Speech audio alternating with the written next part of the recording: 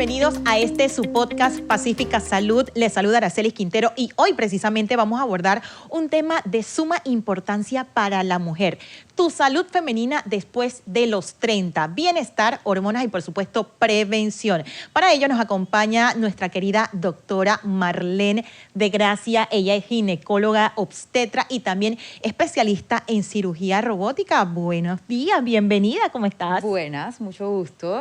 Encantada de estar aquí con ustedes a brindarle información a nuestras pacientes. Eso es lo que queremos porque hay una situación que a veces las mujeres entramos como en ese conflicto y me imagino que lo atiendes día a día y precisamente es cuando ya superamos los 30 años de edad. Hay cambios físicos, hay cambios emocionales, pero ¿quién mejor que tú para que nos puedas comentar de qué se tratan estos cambios? Claro que sí, o sea, durante toda nuestra evolución de la niña a la preadolescente, etcétera, hay cambios, pero obviamente vamos a encontrar un poco más después de los 30. Dentro de todas las cosas que siempre vamos a tener, los cambios emocionales, nosotras en esa etapa ya podemos ser mamás, podemos ser profesionales de alto rango y ya se van mezclando unas cosas con las otras. Vienen la parte en que podemos tener más irregularidades menstruales, podemos tener más sangrados, podemos tener irregularidad en la cantidad del sangrado y muchas otras cosas más que para eso estamos nosotros, para poder orientarlas a ustedes. ¿Debido a qué? Porque vuelvo y les repito siempre a todas, ser mujer es normal. No es normal tener cólicos, no es normal tener ciertas incomodidades que en el pasar del tiempo nos han dicho es normal, pero tienen un sentido. Es importante conocer eso porque las mujeres decimos, nosotras conocemos nuestro cuerpo y a veces él nos envía señales. ¿Cuáles pueden ser también esos pilares básicos para mantener una buena salud cuando entramos precisamente en esta etapa? En esta etapa siempre vamos a estar un poquito más expuestas a que la parte de nuestra genética y herencia se manifieste un poquito más. Ejemplo, las pacientes que tienen a alguien diabético en su familia, cada vez somos más. Cada vez, si no llevamos un estilo de vida saludable, podemos tener ciertas manifestaciones. Podemos tener lo clásico y que me encanta que cada vez las pacientes lo conozcan más, lo de la acantosis. Vemos que se nos oscurecen ciertas partes del cuerpo. Eso es una señal en que estamos teniendo un cierto cambio. Entonces, obviamente, también podemos tener en esta etapa ciertas pérdidas de nuestro tiempo. En ese sentido, perdemos tiempo para cuidarnos, para hacer actividad física, somos más sedentarias. Entonces, en este pedazo podemos orientarnos en ese aspecto a mejorar esa parte, disminuir la resistencia a insulina. Ya en ese momento podemos tener, si no tenemos una buena alimentación, podemos tener problemas con colesterol. Hay muchas pacientes que pueden tener irregularidades con, ya te digo, depósitos de hierro, porque podemos en el pasar del tiempo normalizar que tener una menstruación abundante es normal. Entonces, en ese pedazo, los depósitos de hierro se pierden y vamos a tener cierto tipo de manifestaciones.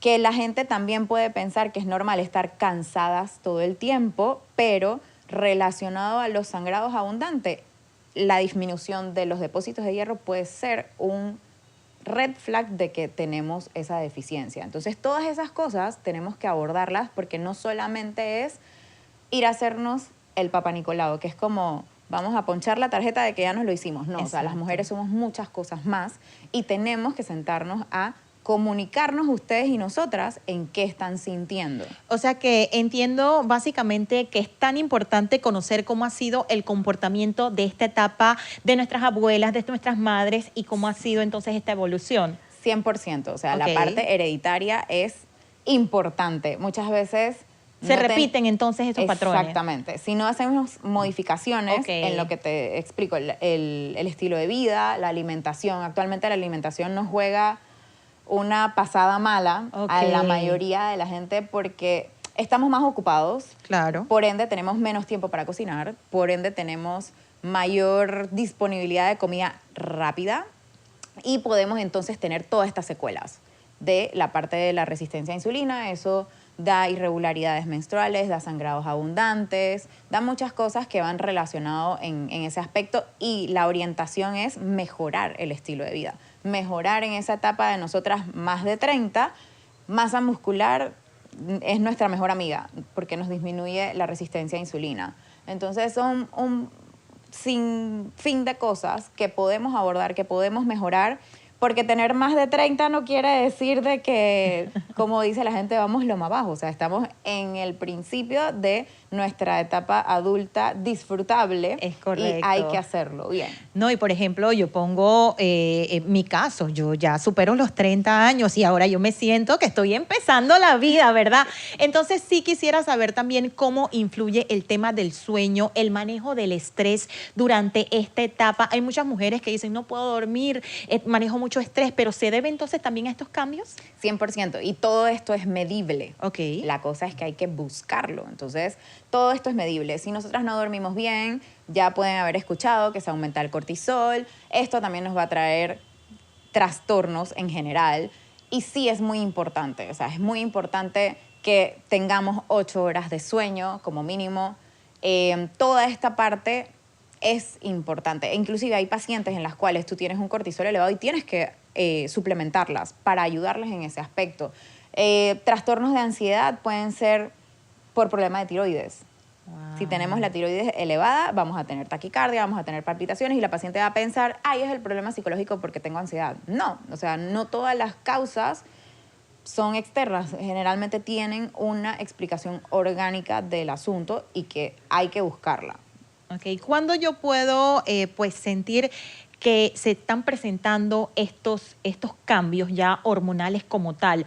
O sea, ya una vez pasas los 30, una vez llegas a los 40, hay algunas mujeres que quizás inicia anticipada, otras un poco más tarde. ¿Cómo influyen estos cambios? Eso ahora que está tan de moda de la perimenopausia. Exacto. Quiero dejarles claro que la perimenopausia no es a los 30. Sí vamos a encontrar una cada 100 pacientes por arriba de los 40 que van a tener lo que se llama una falla ovárica temprana. Okay. Entonces, esa es la paciente que puede tener una perimenopausia antes de los 40. Entonces, son pocas, pero el mensaje es el mismo. Tienes que poder conocerte y saber si tienes trastornos del sueño, si tienes los calores y sofocones. Vivimos en un país que de repente una noche puede hacer calor y podemos sudar, pero esa es una en 3 meses. Pero si nos está pasando más frecuente, sí se puede explicar por esa parte y podemos medir cosas para saber y hacer ultrasonido para ver el estado del ovario de la paciente para ver si se trata de un caso o no de falla ovárica temprana. Algo que me llama también la atención, muchas niñas se desarrollan anticipadamente. Esto influye y otras que también se desarrollan más tarde, tiempo de 14 años, e incluso unas desde 8 o 9 años. ¿E influye también eso? Claro que sí. El estrógeno se va a secretar en las células grasas. Okay. Paciente aumentada de peso con mayor grasa va a tener la tendencia a desarrollarse tempranamente. Sí. Eso, y cada vez por ya lo está mismo. Comprobando. Exacto, y cada vez va a pasar más, porque cada vez tenemos niños que hacen menos actividad física, son más subiditos de peso y nos vamos a encontrar esa nena que a los 8 años que tiene que ir urgentemente a ginecología pediátrica a darse tratamiento porque no es normal. Okay. Entonces, sí es muy importante no solo en las mujeres de 30, en las de 20, en todos nos tenemos que tener una buena alimentación porque la grasa tiene sus consecuencias a todas las edades. Así es, ¿qué opciones también, por ejemplo, tú puedes recomendar que sean saludables para tratar estos temas? Lo que no me voy a cansar de decir. El estilo de vida saludable, ponte, mis pacientes saben que yo lo practico y me encanta cuando una paciente llega al consultorio y me dice, doctora, usted me motiva porque el club de las 5 de la mañana se para todos los días a hacer ejercicio. Okay. Y yo les digo, a mí me funciona a las 5 de la mañana, puede que no a todas nos funcione a las 5 de la mañana, hay que ajustarse. Exacto. Habrá la que le gusta en la noche, puede ser. En el momento que cada uno tenga su espacio, y yo lo digo que es mi espacio para cuidar de mi salud, es lo mejor. Acompañado, obviamente, de una correcta evaluación nutricional y que podamos tener las dos cosas, tanto la actividad física como en la parte nutricional. Y créanme que el 90% de las cosas las vamos a poder lograr corregir. Habrá la que se debe a la genética, que no podemos corregir, pero que la podemos ayudar y nos quitamos el resto de las patologías. O sea, sí o sí el gimnasio, una alimentación saludable y también, por supuesto, la visita al ginecólogo para ver cómo está entonces esta etapa hormonal que tenemos, ¿cierto? Y dormir. Dormir bastante, ¿verdad? ¿Cuál es lo recomendable? Siempre se dice que las 8 horas, pero sabemos que en Panamá, si vivimos en el oeste, pasamos un poco de trabajo, si vivimos en el este, estamos en el tema del tranque. O sea, ¿cuál es esa recomendación que usted puede dar para aquellos que no pueden, pues lamentablemente, dormir las 8 horas? Por lo menos 5. Okay. Buenas 5, porque esa es la otra cosa, que tienen que ser un sueño no intermitente. Ok. También el tema, por ejemplo, de los chequeos. Puede ser que hay alguna variación después de los 30. Generalmente las mujeres vamos una vez al año, al menos que tenga alguna situación. Pero después de los 30 o cuando pasan también los 40, debe ir con por lo menos 2 o solamente con que tenga su control, su PAP y demás, entonces ya es suficiente.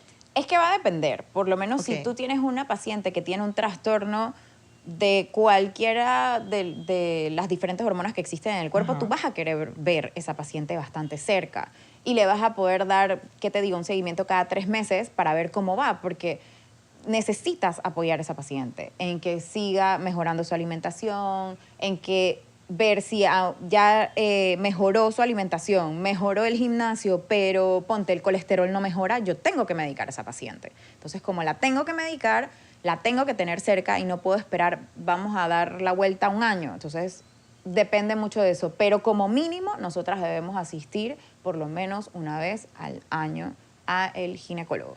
Es correcto y es un control, es salud, es vida, es poder compartir muchísimo más con nuestros familiares y también en el caso, ni Dios lo quiera, de una detección se pueda dar un tratamiento oportuno y también temprano. Hay 2 términos que ya lo acaba de mencionar, pero las personas como que no conocen muy bien el tema de la perimenopausia y la menopausia. Si nos puede mencionar un poco pues las definiciones de ambas y cuál es la diferencia. Ok. La perimenopausia es este periodo antes, valga la redundancia, que llegue la menopausia. Entonces vamos a definir la menopausia. Menopausia es la ausencia de la menstruación por 1 año. Entonces vas a conocer mucha gente que eso demora 2, 3 años en que llegue la menopausia. Pero de repente tiene un ciclo en que viene la menstruación este mes, en 2 meses no viene, vuelve y viene y se regulariza y viene 3 meses seguido, pero después de repente se pierde 8 meses, pero todavía no ha pasado el año completo. ¿Esa se llama? Esa es la menopausia cuando pasa el año completo. Okay. Entonces la paciente en ese periodo, es más, puede tener todavía menstruaciones regulares y ya tener ciertos síntomas. Resequedad vaginal, empiezan a tener infecciones urinarias recurrentes. Okay. Podemos tener muchos síntomas. Habrá la que de repente tiene trastorno del sueño primero. Es muy común el trastorno del sueño en este periodo de la perimenopausia y menopausia. Puede tener dolores articulares. O sea, hay múltiples síntomas. No todas somos iguales, todas somos únicas. Claro. Por ende, nuestros síntomas, y no se puede despreciar ningún síntoma. O sea, si la paciente te comunica un síntoma, prestemos la atención porque ella se conoce, ella sabe cómo es todos los meses y si hay algo distinto hay que buscarlo. Ahora que nos aclaras este punto, es interesante porque muchas personas o muchas mujeres piensan que si tienen la ausencia del periodo menstrual durante 6 meses ya están en la menopausia. Y entonces ahora que lo acabas de aclarar, entonces tienen que esperar básicamente un periodo de 1 año. Es decir, si en 1 año a usted todavía, a pesar de que tenga estas intermitencias durante algunos meses, no es considerado, pero sí es perimenopausia.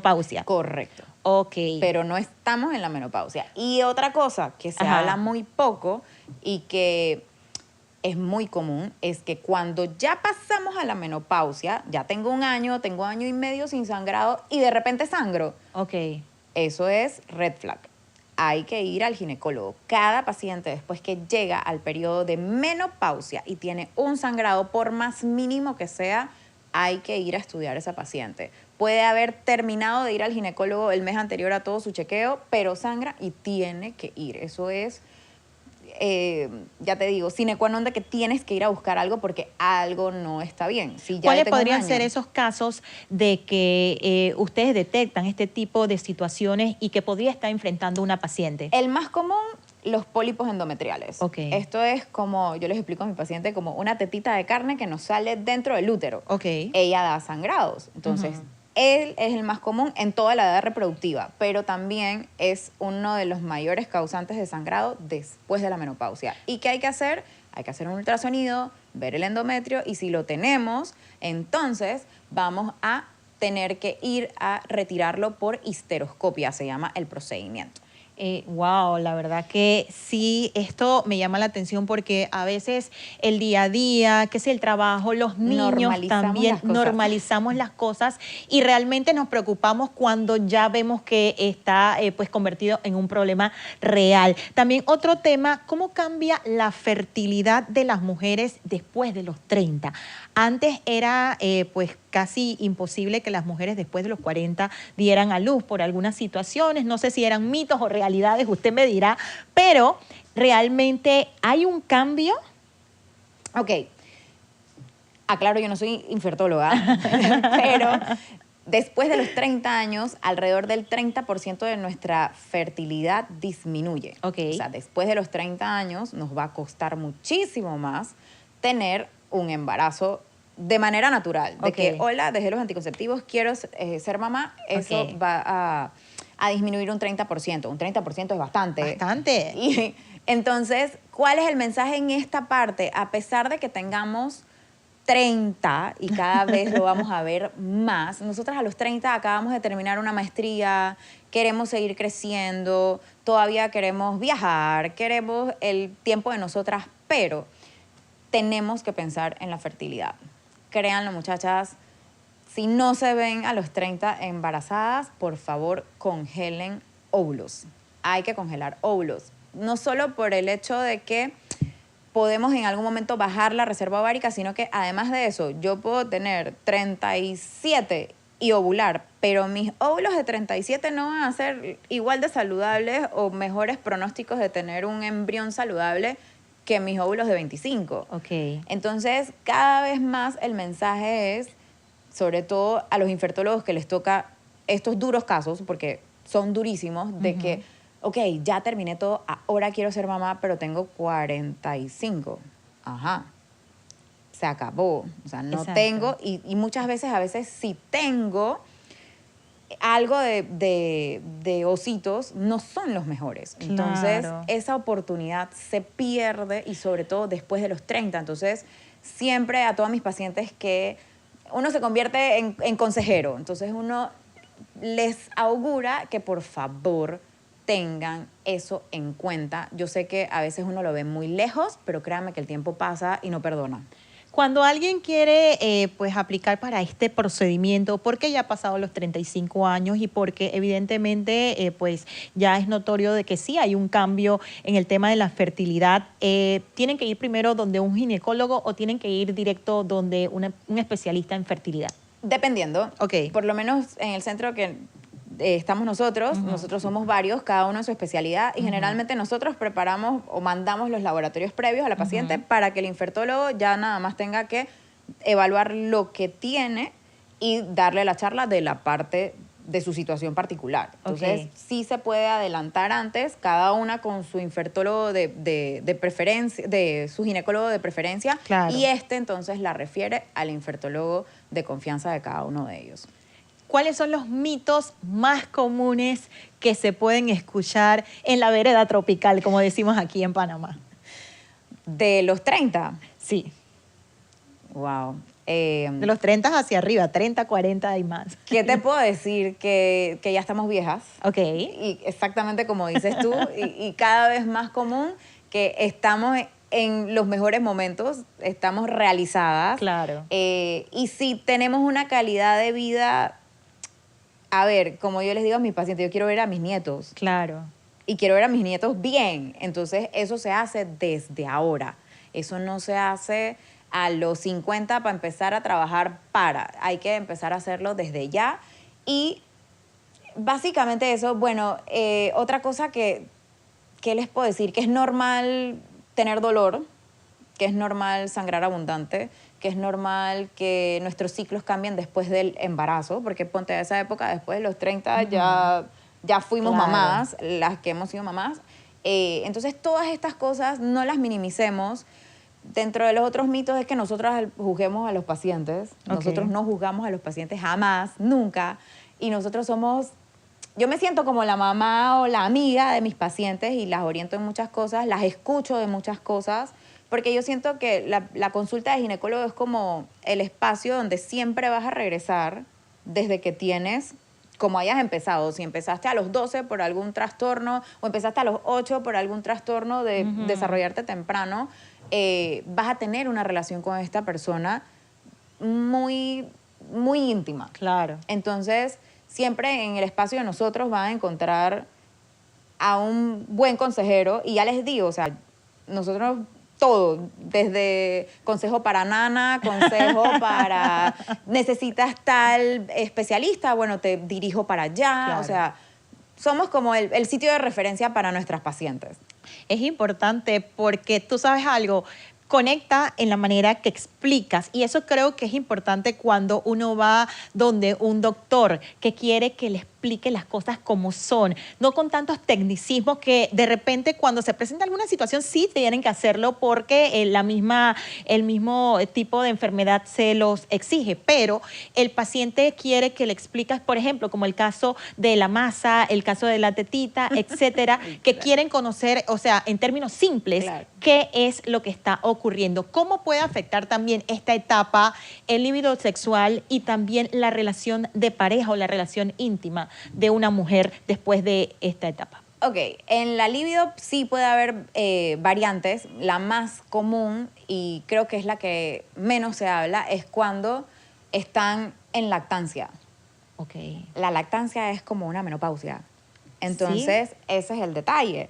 No le explicamos a la paciente que es normal el proceso que está pasando, pero que va a mejorar. Ok. Entonces, no lo creas, hay muchas, y si ustedes se sientan a ver, hay muchas relaciones, llámese matrimonio, unión, libre, lo que tú quieras, que en ese periodo se trastocan. Claro. Pero es la parte esta de la libido, es la parte de lo que pasa a nivel vaginal por todas las hormonas que están pasando por la lactancia, Entonces, esa es una parte que también hay que compartirla. Entonces, para todas nosotras, en todas las etapas, es importante esa parte. O sea, la salud sexual es parte de la salud de la mujer.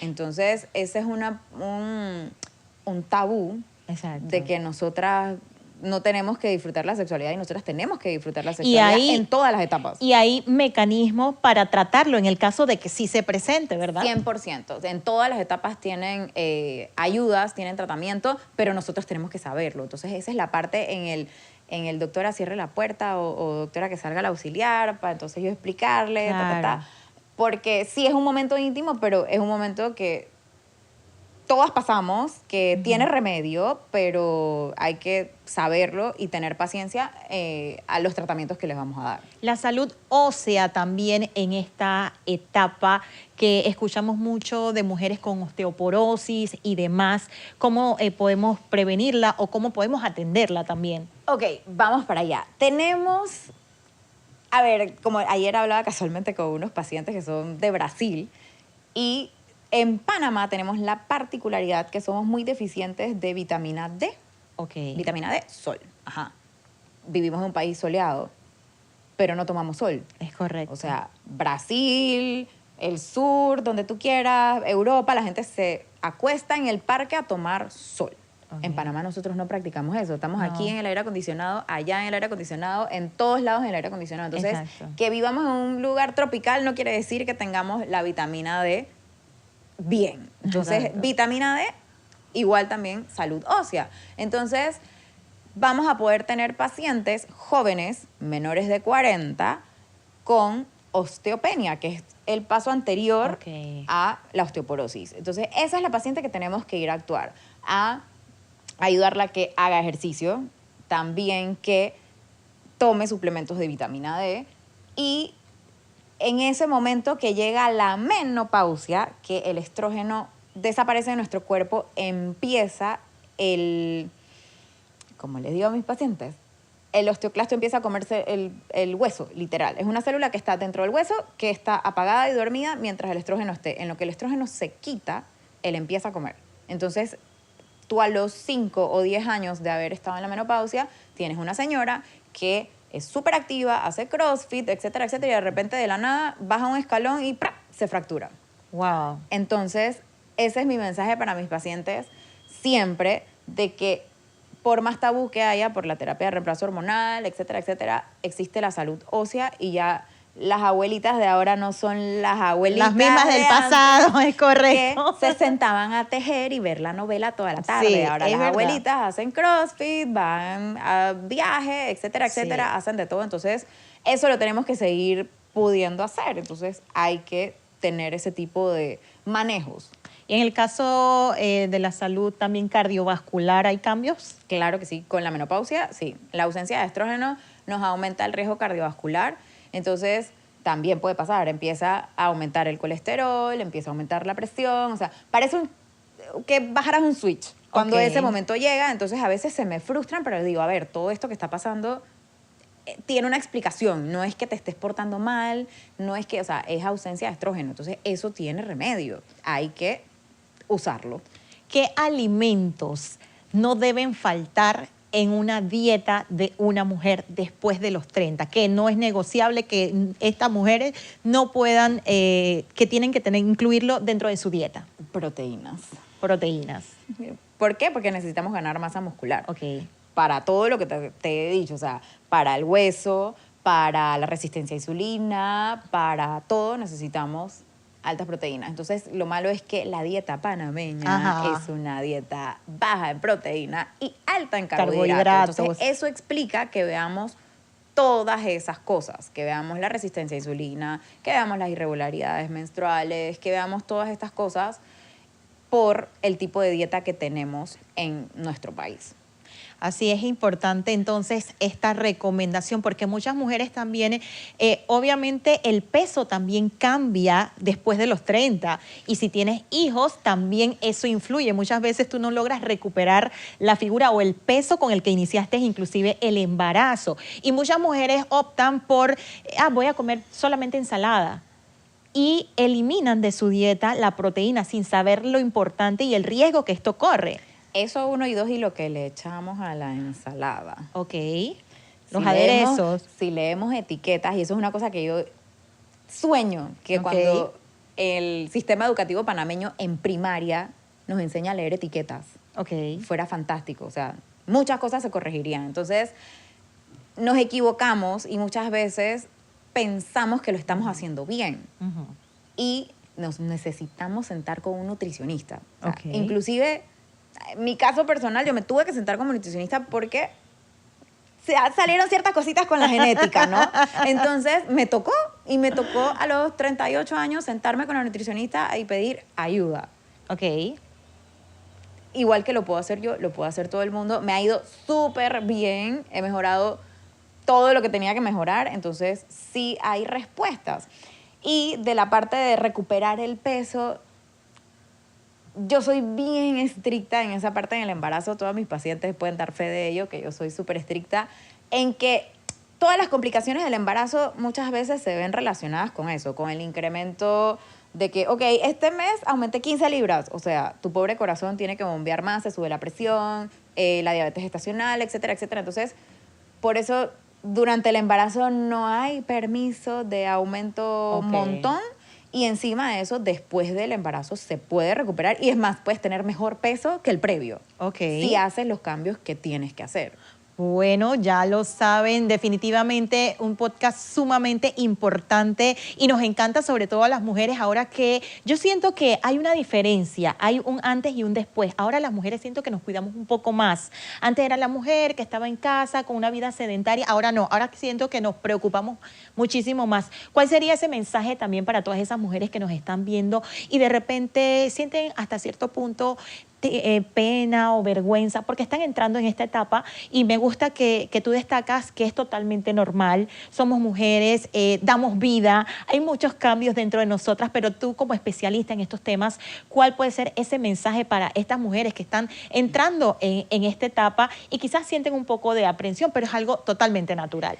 Yo las exhorto a que vivamos una vida, valga la redundancia, plena. Nunca es tarde. Yo tengo pacientes de 50 años perdiéndome 22 kilos, divinamente, comprometidas. Yo siento que mucho es empoderarlas. O sea, y yo les digo a todas, digo, si yo puedo, ustedes pueden. O sea, nos va a tocar ver cómo yo me paro a las 4 y tanto de la mañana para estar a las 5 del gimnasio, para pero si yo encuentro cómo hacer mi espacio, todas podemos encontrar para hacer nuestro espacio. Entonces, hay que cuidarse, hay que quererse, o sea, claro, alimentarse bien es quererse, porque todo es difícil, o sea, estar saludable es difícil, pero ser obeso es difícil, sí. Estar enfermo es difícil, y lo que todos nosotros queremos es tener lo más que se pueda una vida bien, es la palabra, porque estar bien depende de muchas cosas, no es solo la física, Claro. es la mental. A mí también me toca muchas veces darme de la mano con psicología en cualquier tipo de situación. Entonces, usemos las espectaculares herramientas que tenemos en este país. O sea, nosotros tenemos muy buenos profesionales de todo, de nutrición, de psicología, de todo. Entonces, vamos a utilizar esas herramientas para poder que todas nosotras, después de los 30, vivamos una vida plena. Así es importante entonces este mensaje, esta reflexión. Queremos también, antes de despedir, que nos diga si alguna paciente, alguna mujer que nos está escuchando o nos está viendo en este momento tiene la intención de contactarla para mayor información, dónde puede hacerlo, tiene redes sociales, cuáles son esos mecanismos para, porque ya lo repito, me encanta pues esa manera tan particular en que explica estos temas y me parece que esto es lo que se busca, la conexión entre el especialista y el paciente, que creo que eso es una fórmula perfecta. Es que cada vez más el paternalismo del tú tienes que hacer lo que yo diga va en decadencia. O sea, para mí mi paciente tiene que entender lo que yo estoy haciendo porque si no, no se va a comprometer nunca. Entonces, para contactarme en las redes sociales, Instagram, doctora de Gracia, DRA de Gracia, y para citas en el Instituto de Salud Femenina, en Pacífica Salud, el más 507-6490-8485.